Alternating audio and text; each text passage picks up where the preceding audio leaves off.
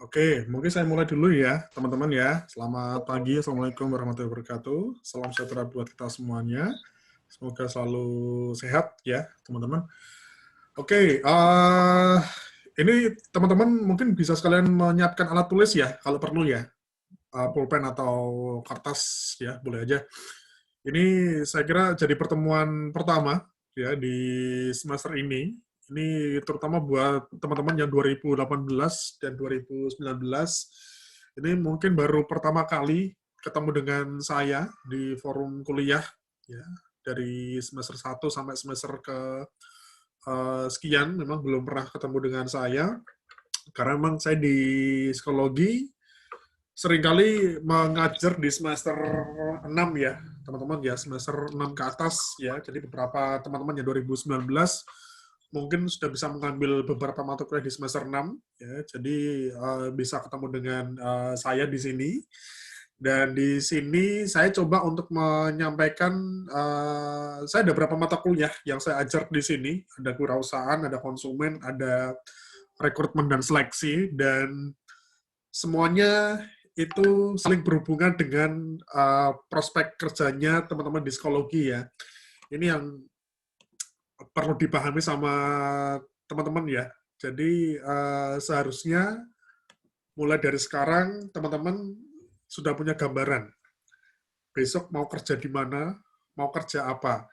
Karena ini penting ya, teman-teman ya. Ini masa pandemik ya, lagi masa-masa prihatin. Dan paling tidak dengan menentukan target kerja itu kedepannya insya Allah akan memudahkan teman-teman untuk berproses ya selama atau mungkin menghabiskan waktu sisa kuliah sehingga nantinya ketika teman-teman sudah lulus itu harapannya tidak hanya sekedar lulus tapi juga punya kemampuan, punya keterampilan yang bisa membuat Anda bersaing di dunia kerja. Makanya dari sekarang teman-teman bisa mulai menentukan besok Anda punya harapan, punya cita-cita, itu pengen kerja di mana dan di bagian mana. Itu akan sangat menentukan nanti ketika teman-teman melakukan pengembangan diri. Karena kalau kita belajar di psikologi, Anda belajar dari semester 1 sampai semester yang sekarang misalnya, itu kan yang dipelajari kan semuanya kan? Semua mata kuliah dipelajari. Nah, dari situ teman-teman sambil dievaluasi ya, sambil dicek ya, sambil terus dipelajari kira-kira bidang-bidang mana yang menjadi peminatan teman-teman.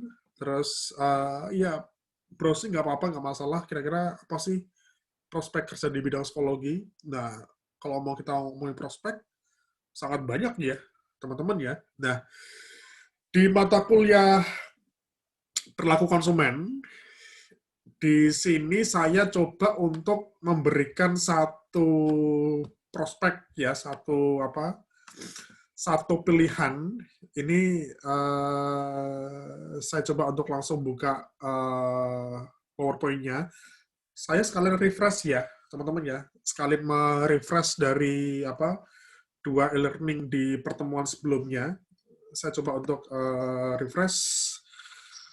Oke, teman-teman sudah bisa melihat PowerPoint-nya ya? Sudah bisa, Pak. Sudah bisa ya? Pak. Ini mungkin kalau misalnya nanti ada teman-teman yang agak lemot jaringannya, nanti saya bantu untuk saya bantu untuk membacakan juga ya, karena mungkin ada beberapa yang agak lama ya loadingnya ya. Oke, jadi ini semoga teman-teman ketika mengambil mata kuliah perilaku konsumen itu sebenarnya sudah paham ya mengenai isi dari mata kuliah ini. Jadi harapan kita sih gini sih, teman-teman, mata kuliah pilihan ini kan sebenarnya bisa diambil bisa enggak ya, karena juga pilihan. Ya, di samping Anda harus memenuhi syarat minimal mata kuliah pilihan yang bisa diambil, paling tidak dari mata kuliah pilihan yang diambil itu teman-teman bisa membuka wawasan. Karena biasanya mata kuliah pilihan tersebut itu mata kuliah yang butuh peminatan khusus. Jadi kalau nggak minat-minat banget, kalau nggak terlalu tertarik, itu ya mungkin nggak usah diambil ya, karena banyak ya mata kuliah pilihan, ada konseling perkawinan, ada kesukaran belajar ya, ada rekrutmen, kemudian ada analisis jabatan, ada pengelolaan SDM ya, banyak sekali mata kuliah yang sudah mengarahkan ke prospek kerja. Nah, di perilaku konsumen ini paling tidak bisa membuka wawasan teman-teman ya, bahwa lulusan psikologi itu bisa kok jadi pengusaha, bisa kok berbisnis, atau bisa juga lulusan psikologi itu bekerja di bagian marketing atau pemasaran. Karena di bagian pemasaran tentu juga butuh pemahaman tentang konsumen. Nah, kita lihat ya di sini ya. Jadi gini, teman-teman, ini monggo ya, nanti ke depannya mau seperti apa. Apakah Anda mau kerja kantoran atau mau jadi pengusaha, artinya Anda benar-benar bebas menjadi seorang pebisnis, ya, menjalankan usaha Anda, menjalankan bisnis yang sedang Anda kerjakan. Nah, untuk menjadi seorang pengusaha, untuk menjadi seorang businessman, businesswoman, butuh banyak bekal ya, butuh banyak wawasan. Nah, kami atau mungkin dari psikologi ini mencoba untuk menawarkan dari sisi mempelajari sisi konsumennya, teman-teman. Jadi kita lihat di sini, ya, sudah yakin jadi pengusaha. Nah, ini yang perlu dipahami sama teman-teman. Menjadi seorang pengusaha, menjadi seorang pebisnis itu punya tujuan masing-masing, teman-teman. Jadi silakan, kalau misalnya teman-teman besok punya niatan menjadi seorang pebisnis, menjadi seorang entrepreneur, ya dipahami dulu konsep dari wirausaha ini. Ini uh, sangat terkait dengan praktikum kewirausahaan ya. Ini bagi teman-teman yang mempelajari atau mungkin yang mengambil mata kuliah praktikum kewirausahaan, sangat terkait dengan mata kuliah perilaku konsumen ini. Kalau dari perilaku konsumen, ini lebih ke membahas ke konsumennya, ya, perilaku-perilakunya, sikap-sikap konsumen dalam melakukan pembelian, menghadapi suatu produk. Tapi dari praktek kewirausahaannya, itu lebih ke teknis, ya, menjalankan sebuah usahanya. Nah, yang perlu dipahami, ada 3 jenis wirausaha, teman-teman, menurut Ciputra. Ya. Yang pertama, orang bisnis atau menjadi seorang wirausaha karena terpaksa dan karena desakan kebutuhan hidup. Jadi biasanya ada orang-orang yang tiba-tiba, mungkin ada ya beberapa cerita, ada orang tiba-tiba di PHK, diberhentikan dari pekerjaannya, sehingga dia kehilangan pemasukan hidup, untuk makan dan sebagainya. Akhirnya dia mencoba untuk menjual suatu barang, ya, menjual untuk bisnis, orientasinya hanya untuk memenuhi kebutuhan sehari-hari. Ya, nah yang kedua itu replikatif entrepreneur, teman-teman. Ini bisnis yang ikuti tren. Artinya banyak pebisnis itu cenderung meniru-niru bisnis yang sedang tren di masyarakat. Ini seringkali banyak diambil banyak dipilih ya oleh para pebisnis untuk bisa mendapatkan keuntungan dengan cepat. Jadi kalau misalnya teman-teman, ini kan anak-anak muda ya, sering jajan di luar ya, sering hangout ya, sering makan, sering minum di luar ya. Ini mungkin bagi teman-teman yang di kampus 3, kampus 3 itu kan sepanjang jalan Seturan, Kejayan, itu kan lokasi usaha semua, tempat-tempat nongkrong semua. Ada beberapa brand yang cukup terkenal, ada beberapa jajanan yang sedang tren juga.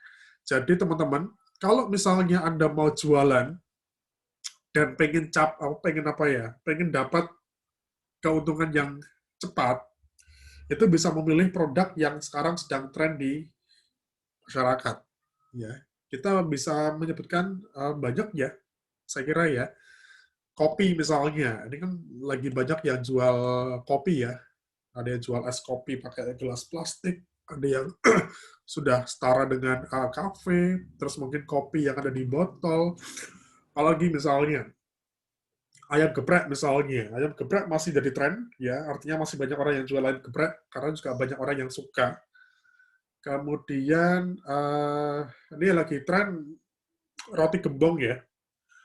Mungkin teman-teman tahu ya, roti apa? Roti gembong, roti anget ya, yang dalamnya ada beberapa toppingnya, ada yang Ovaltine, coklat, keju dan sebagainya. Ini lagi tren juga. Pada akhirnya banyak produk yang meniru roti gembong gede ini. Jadi Anda perhatikan, yang sekarang yang jual roti semacam roti gembong, itu nggak cuma roti gembong. Mulai banyak ya yang jual apa roti gembong gede. Karena lagi tren, teman-teman. Lagi tren di masyarakat. Jadi banyak pebisnis memanfaatkan momentum. Kemudian seringkali juga ada beberapa momentum musiman. Misalnya besok nih, mau puasa. Mau puasa yang lagi tren apa produknya? Ya, yang berhubungan dengan puasa kan, kurma, sirup, ya, es, dan sebagainya. Itu seringkali banyak orang memanfaatkan keuntungan, manfaatin momen dengan menjual beberapa barang yang lagi tren. Mau tahun baru, ya, mau apa Natal misalnya, banyak yang jual pernak-pernik Natal misalnya, mau Imlek kan misalnya, banyak yang menjual pernak-pernik apa buat Imlek. Kemudian lagi musimnya Piala Dunia, lagi musimnya sepak bola, ya banyak yang jual jersey sepak bola, nah itu juga tren. Jadi sebenarnya bagi mahasiswa, kalau pengen dapat keuntungan cepat, pengen nambah penghasilan, nambah pemasukan, bisa kok menjual produk yang lagi tren. Cuma ada kelemahannya, teman-teman. Ketika Anda menjual produk yang sedang tren, itu akan sangat rawan ditiru ya sama yang lainnya. Karena sudah pasti yang jual nggak cuma Anda. Banyak orang lain yang menjual produk yang kurang lebih hampir sama. Ini yang perlu dipikirkan bahwa agar produk Anda dilirik konsumen, artinya kalau misalnya produk Anda pengen dilirik sama konsumen, ya Anda perlu melakukan sedikit pengembangan. Artinya perlu ada inovasi yang sedikit membedakan dengan produk yang lain. Jadi kalau misalnya teman-teman pengen bikin semacam apa usaha, ngambil suatu makanan minuman yang sekarang lagi tren di masyarakat, ya jangan buat yang sama persis, ya bikin yang agak sedikit berbeda, karena sedikit berbeda itu pasti lebih baik ya daripada membuat sedikit lebih baik. Ya, bikin lebih berbeda, jangan lebih baik tapi lebih berbeda. Ya, kayak misalnya bakso.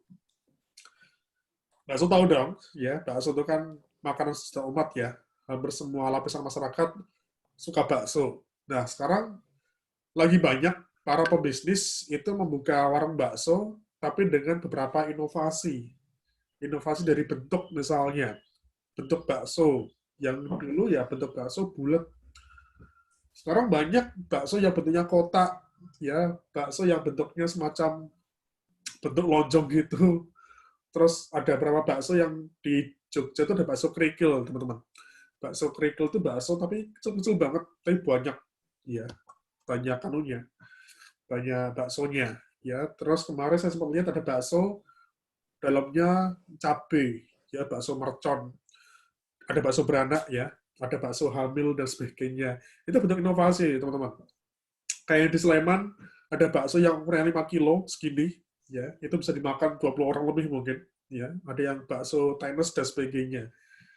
Jadi kalau misalnya pengen meniru suatu produk, ya dilihat dulu konsumennya seperti apa. Nah, nomor 3, ini adalah pebisnis yang berpikir soal inovasi ke depan. Jadi ada beberapa pebisnis yang mengambil atau mungkin memilih produk yang sebenarnya tidak menjadi tren di masyarakat. Tapi produk yang dia ambil itu produk yang menjadi ciri khasnya. Sehingga ketika dia mau memasarkan bisnisnya dari produknya ini, dia harus berpikir untuk mencari segmentasi pasarnya. Misalnya apa? Oh, misalnya nih, ada apa? Ada contoh Mas Alexander Salu misalnya. Mas Alex, dia pengen meneruskan, ini misalnya ya Mas, dia pengen meneruskan usaha bisnis orang tuanya. Nah, orang tuanya itu punya bisnis pupuk kandang misalnya. Tahu ya, pupuk kandang ya, buat tanaman ya. pupuk kandang kan bukan suatu hal yang lagi tren, bukan suatu hal yang banyak dibutuhkan masyarakat. Ya, tapi yang perlu dipikirkan ketika ada produk pupuk kandang ini, Mas Alex harus berpikir, ini gimana caranya bisa menjual? Ya, harus pahami dulu. Ini segmentasinya dari mana? Atau mungkin sasarannya untuk siapa? Karena yang perlu diingat, teman-teman, ya, bahwa tidak ada produk yang salah. Yang salah adalah cara pemasarannya. Jadi misalnya ada mbak-mbak nih yang cewek-cewek, mungkin ada beberapa yang lagi jualan ya. Jual jilbab, jual sepatu, jual baju, ya jual sweater dan sebagainya. Ketika Anda menawarkan ke orang lain, ya misalnya kamu jualan sweater, ya kamu coba nawarin ke temanmu. Nah, teman kamu itu bilang mahal. Aduh, kok mahal ya? Misalnya kamu jual satu sweater harganya 200.000 misalnya. Aduh, kok mahal ya? Nah, berarti dia bukan konsumenmu. Cari yang kira-kira sesuai dengan produk yang kamu jual. Karena setiap orang dalam menentukan harga, itu sudah pasti akan dikorelasikan dengan bentuk atau kualitas produknya. Karena bisa jadi, semakin mahal suatu produk, itu semakin baik kualitasnya. Tapi belum tentu orang akan memilih produk yang lebih mahal. Mereka akan cenderung mungkin, ya tergantung orangnya ya. Kalau dia concern pada suatu produk, ya dia nggak masalah dong. Harga mahal, tapi produknya bagus. Tapi kalau misalnya dia nggak sanggup bayar, artinya mengatakan mahal, berarti memang kelasnya bukan kelas seperti itu. Anda harus mencari orang yang sesuai dengan kualitas atau level produk tersebut. Karena yang perlu dipahami adalah setiap orang dalam membeli suatu produk itu dipengaruhi banyak faktor. Ya. Oke, teman-teman, saya punya contoh ya. Saya punya contoh apa? Contoh produk. Ya, nanti setelah ini akan saya share. Nanti saya minta teman-teman silakan ditulis di bagian chat ya. Ditulis bagian chat, Anda pilih produk yang mana, nanti coba saya ceknya ya. Oke. Silakan bagi yang sudah kelihatan gambarnya. Saya punya dua produk ya. Yang pertama kopi saset ya, coffee mix ya mereknya. Dan yang satu, ini kopi yang biasa disajikan di coffee shop ya. Kopi dalam cangkir ya, kopi yang mungkin menurut orang berapa enak ya. Nah, silakan teman-teman tuliskan di chat ya. Anda pilih yang mana? Pilih yang A atau yang B? Yang A yang kopi saset, yang B itu kopi yang dalam cangkir. Silakan. Silakan di chat dulu. Nanti coba ya, saya minta untuk teman-teman sedikit responsif ya. Nanti coba saya ceknya, nanti coba saya tanyakan alasannya. Nah.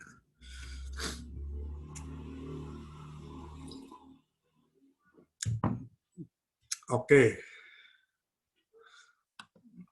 Oh, banyak banget yang sudah menuliskan.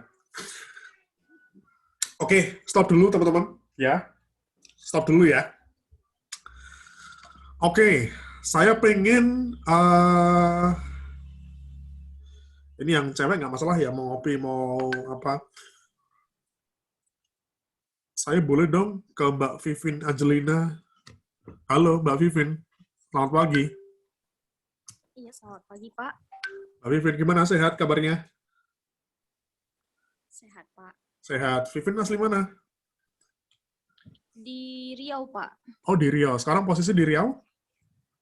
Iya. Oke, Vivin milih apa? Kopi saset Pak. Kopi saset. Kenapa alasannya? Boleh tahu nggak, Vivin?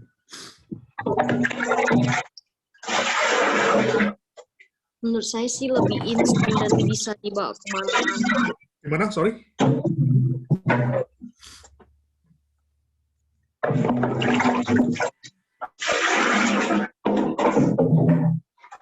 Gimana Mbak alasannya? Maaf, Mbak Vivin.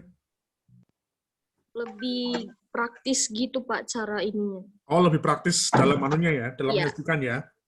Oke, selain lebih praktis, apa lagi Mbak?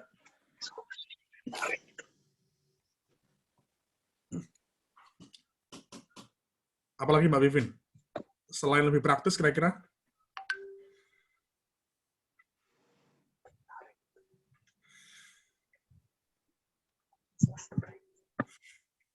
Ada lagi kira-kira Oh, alasannya mungkin Mbak Vivin? Hah?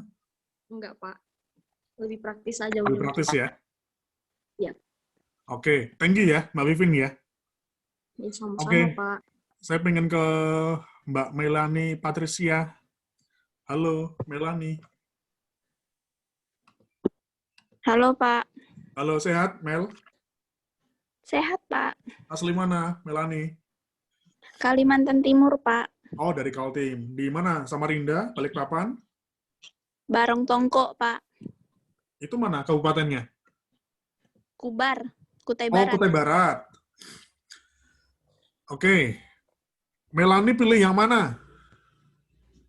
Yang A Pak, Yang kopi saset atau yang kopi dalam cangkir? kopi saset. Kopi saset. Kenapa, Mel? Alasannya? Alasannya karena lebih praktis, terus Hmm? soal rasanya kayak mau manis atau hambar gitu kita bisa atur sendiri. Oh, oke. Jadi lebih ke anu ya, lebih ke produknya ya. Ada lagi nggak, Melani, kira-kira? Nggak ada sih Pak, itu Nggak aja. ada. Kamu pernah minum kopi yang di coffee shop nggak? Pernah Pak? Pernah. Pernah. Kalau secara harga, kira-kira sepadan nggak Lebih sih mahal sama? Pak. Kira-kira sepadan nggak sama kualitas rasanya? Atau sama aja menurut kamu? Sepadan sih Pak, bagi yang Sepadan. pencinta kopi. Oke. Kamu suka minum kopi nggak? Lumayan suka Pak. Nggak suka. Oke. Thank you ya, Mel. Sama-sama Pak. Oke. Saya pengen coba ke Mas Muammar Andrean. Halo, Mas.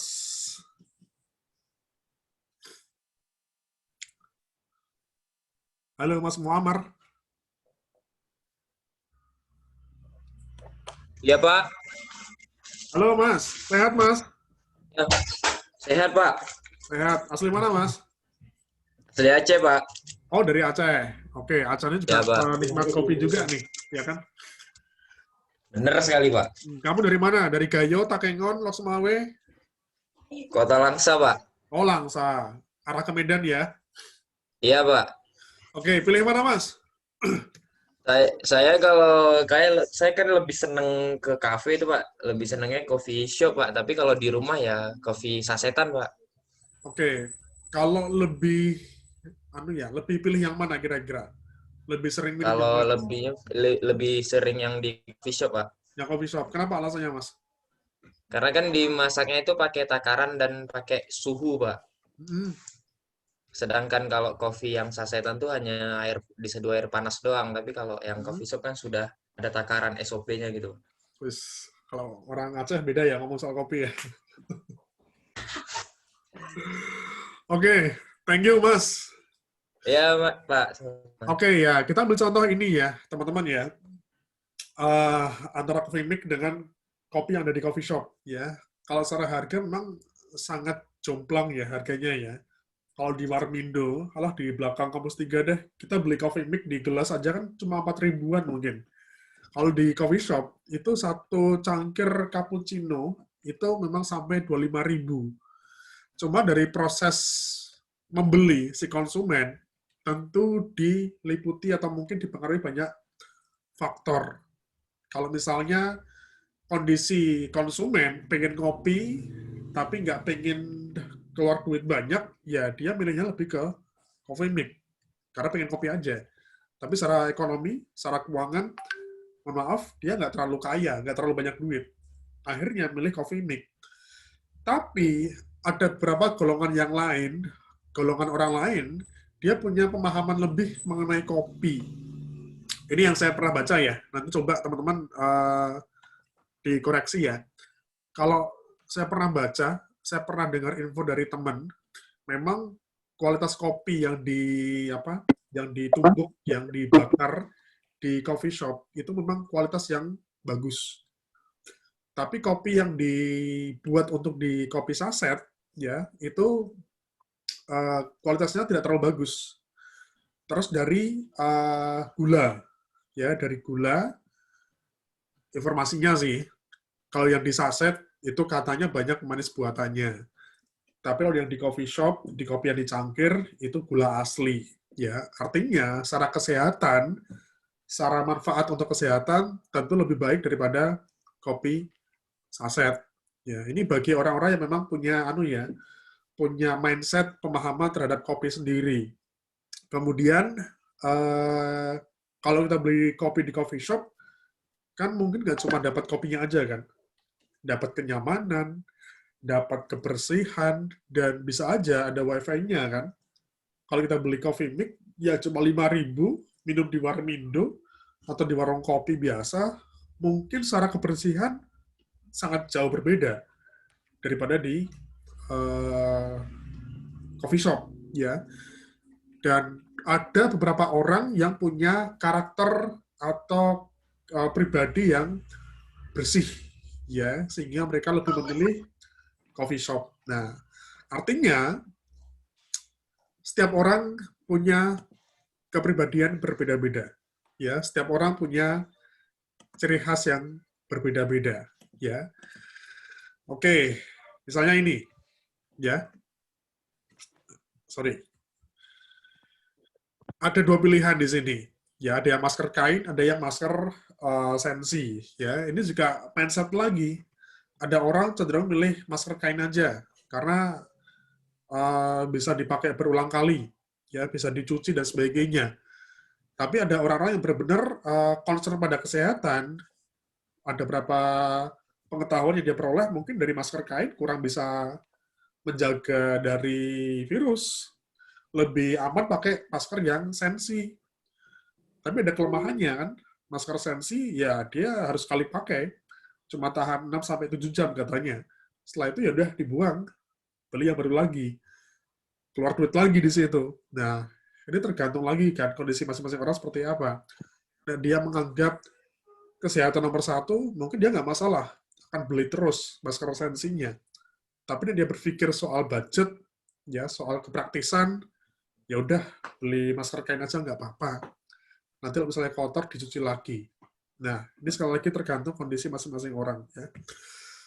Oke, ya jadi pada akhirnya banyak faktor yang memengaruhi keputusan membeli orang ya. Ini yang cewek-cewek tentu sudah tahu sandal yang ada di layar ini ya. Ini sandalnya Mbak Nagita Slavina. Ini satu sandal harganya kalau nggak salah sampai 6 juta, Pak ya. Makanya ada sandal sampai seharga segitu gitu loh. Kan ya mungkin buat sebagian orang 6 juta hanya untuk beli sandal. Ya mending beli motor kan. Mending beli yang lain ya. Tapi buat orang yang punya gaya hidup yang tinggi, punya derajat sosial yang tinggi, yang menganggap bahwa beli sandal seperti ini tidak hanya untuk kebutuhan alas kaki, tapi juga untuk gaul, ya, untuk aktualisasi diri, ya, menganggap bahwa oh ini punya banyak duit nih orangnya nih, biar dianggap ya orang kaya, mungkin seperti itu, ya. Oke, itu gambarannya teman-teman, ya, mengenai gambaran perilaku konsumen. Nanti teman-teman bisa terus mengecek ya, mengecek di materi yang saya kirimkan. Nah, saya coba untuk langsung memberikan arahan terkait dengan tugas kita, dengan praktek kita. Nanti ini yang lain bisa dipelajari lagi. Oke, ini bisa dipahami dulu teman-teman. Jadi nanti gambarannya, ya, gambarannya. Bukankah? Iya. Halo, sorry. Yang mute-nya terbuka ya. Tahu banget. 8. Yang mute-nya masih terbuka. Halo, halo. Iya. Oh ya. Oke, mohon maaf. Yang mute-nya masih terbuka. Mbak Via itu, Pak. Oke, teman-teman. Mbak Via itu, Pak. Saya coba memberikan pengarahan di tugas konsumen. Oh, gitu dong. Kemarin setiap kelompok ya sudah menentukan kelompoknya masing-masing. Nah, nanti halo, sorry Mbak Via. Atau siapa masih? Mbak Via, tolong di-mute suaranya.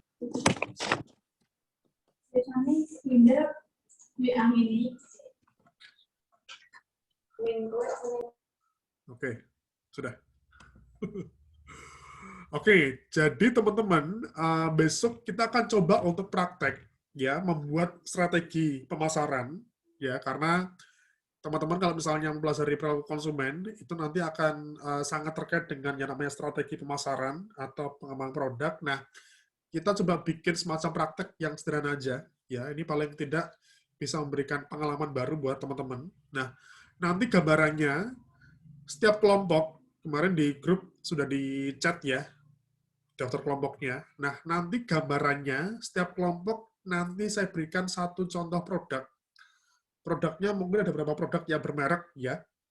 Nah, tugas masing-masing kelompok itu yang pertama, Anda tentukan target marketnya. Dari produk yang sudah ditentukan, silakan nanti teman-teman melakukan identifikasi siapa yang menjadi sasaran dari produk Anda. Anda uraikan, Anda tuliskan berdasarkan karakteristik tertentu. Nah, mengenai penjelasan terkait dengan target atau mungkin segmentasi, ini nanti akan saya jelaskan di pertemuan keempat atau kelima ya. Jadi yang pertama dilakukan teman-teman, itu tentukan targetnya. Misalnya katakanlah, ambil contoh ya, ada satu kelompok yang saya berikan contoh teh kotak misalnya. Ya. Nah, dari teh kotak ini, silakan teman-teman tentukan target marketnya, ya berdasarkan karakteristik kepribadian tertentu. Nah, yang kedua, teman-teman nanti diminta untuk menentukan metode pemasaran yang tepat. Acuannya adalah target. Karena yang perlu dipahami adalah strategi pemasaran dari suatu produk itu akan sangat menentukan siapa pengguna produk tersebut. Jadi kalau misalnya sekarang lagi zamannya sosmed ya, apa-apa pakai sosial media, promosi di Instagram, promosi di status WA, tunggu dulu, itu efektif atau enggak. Karena bisa aja targetnya Anda itu orang-orang yang bukan pengguna Instagram. Jangan sampai salah strategi. Nah, karena metode yang tepat dalam membuat strategi pemasaran akan sangat ditentukan oleh karakter dari pengguna produk tersebut. Nah, yang ketiga, silakan Anda kemukakan kelebihan dan kekurangannya dari metode pemasaran yang telah Anda terapkan. Jadi ada tiga proyek ya, 3 tugas ya. Yang pertama, tentukan target market berdasarkan karakteristik tertentu.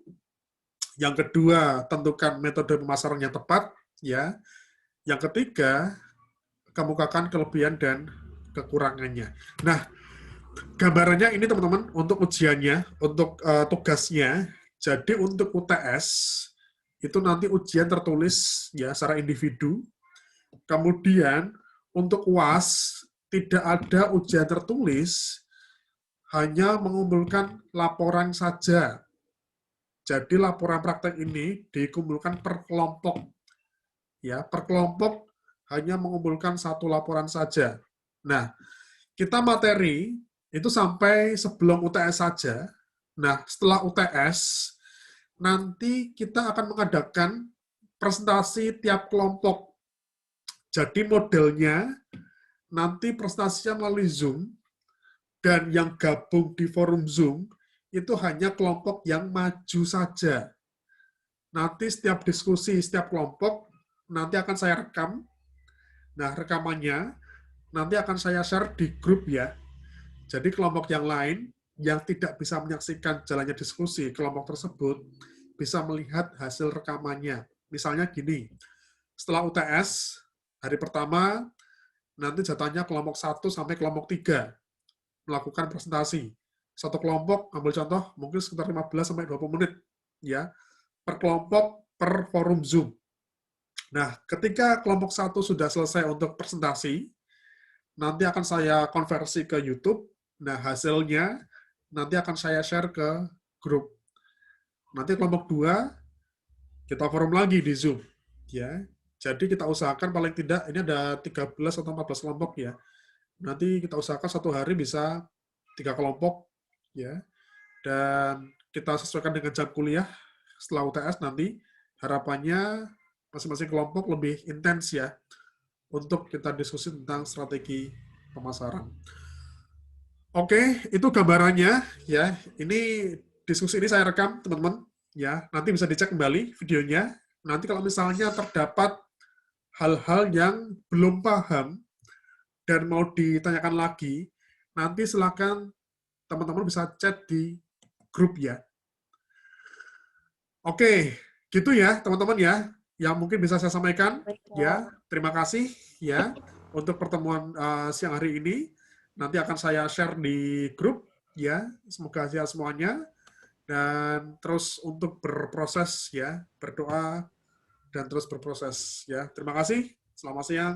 Assalamualaikum warahmatullahi wabarakatuh. Waalaikumsalam. Oke, terima kasih semuanya. Terima kasih, Pak. Sehat-sehat ya.